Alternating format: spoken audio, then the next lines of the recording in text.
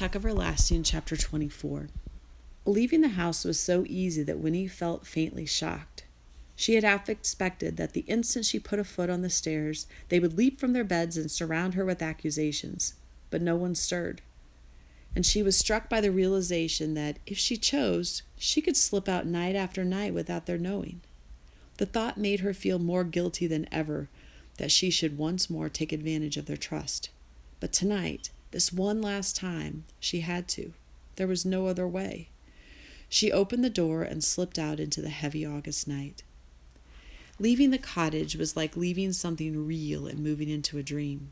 Her body felt weightless, and she seemed to float down the path to the gate. Jesse was there waiting. Neither of them spoke. He took her hand, and they ran together lightly down the road past other sleeping cottages into the dim and empty center of the village.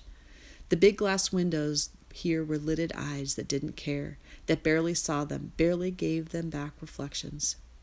The blacksmith shop, the mill, the church, the stores, so busy and alive in daylight, were hunched, deserted now, dark piles and shapes without a purpose or meaning.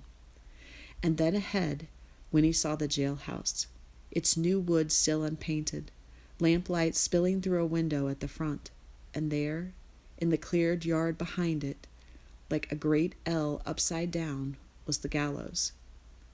The sky flashed white, but this time it wasn't heat lightning. For a few moments later, a low mumble, still far away, announced at last the coming storm. A fresh breeze lifted Winnie's hair, and from somewhere in the village behind them, a dog barked. Two shadows detached themselves from the gloom as Winnie and Jesse came up. Tuck pulled her to him and hugged her hard, and Miles squeezed her hand. No one said a word. Then the four of them crept to the back of the building. Here, too high for Winnie to see into, was a barred window through which, from the room in front, light glowed faintly. Winnie peered up at it, at the blackness of the bars, with the dim gold of the light between. Into her head came lines from an old poem. Stone walls do not a prison make, nor iron bars a cage. Over and over the lines repeated themselves in her head till they were altogether meaningless. Another roll of thunder sounded. The storm was moving nearer. And then Miles was standing on a box. He was pouring oil around the frame of the window. A swirl of wind brought the thick, rich smell of it down to Winnie's nostrils. Tuck handed up a tool, and Miles began to pry at the nails securing the window frame.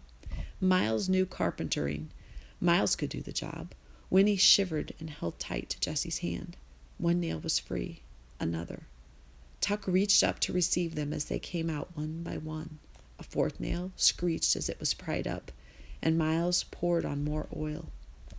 From the front of the jailhouse, the constable yawned noisily and began to whistle. The whistling came nearer. Miles dropped down. They heard the constable's footsteps coming up to May's cell. The barred door clanked. Then the footsteps receded, and the whistling grew fainter. An inner door shut, and the lamp glow disappeared. At once Miles was up again and prying at the nails. An eighth one was out, a ninth, a 10th.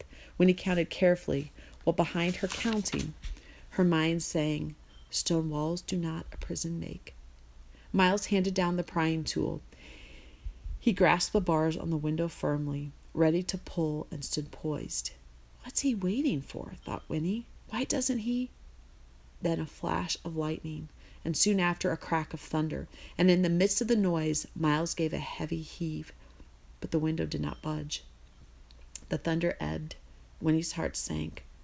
What if it was all impossible? What if the window would never come out? What if— She looked over her shoulder at the dark shape of the gallows and shuddered. Again a flash of lightning, and this time a crashing burst of noise from the swirling sky. Miles yanked. The window frame sprang free, and still grasping it by the bars, he tumbled backwards off the box, and the job was done. Two arms appeared in the hole left by the missing frame. Nay, her head appeared. It was too dark to see her face. The window, what if it was too small for her to squeeze through? What if— But now her shoulders were out. She groaned softly. Another flash of lightning lit her face for an instant, and Winnie saw an expression there of deep concentration. Tip of tongue protruding, brows furrowed. Now Tuck was on the box, helping her, giving her his own shoulders to pull on. Miles and Jessie close at his sides, arms outstretched, eager to receive her bulk. Her hips were free. Now look out! Here she came, her skirts tearing on the rough edges of the boards, arms flailing, and they were all in a heap on the ground. Another crash of thunder muffled Jessie's bursting laugh. May was free. Winnie clasped her trembling hands thankfully, and then the first drop of rain plopped precisely on the tip of her nose. The tucks untangled themselves and turned to her. One by one, as the rain began, they drew her to them and kissed her. One by one, she kissed them back. Was it rain on May's face, on Tuck's, or was it tears? Jessie was last. He put his arms around her and hugged her tight and whispered the single word, "Remember." And then Miles was on the box again, lifting her.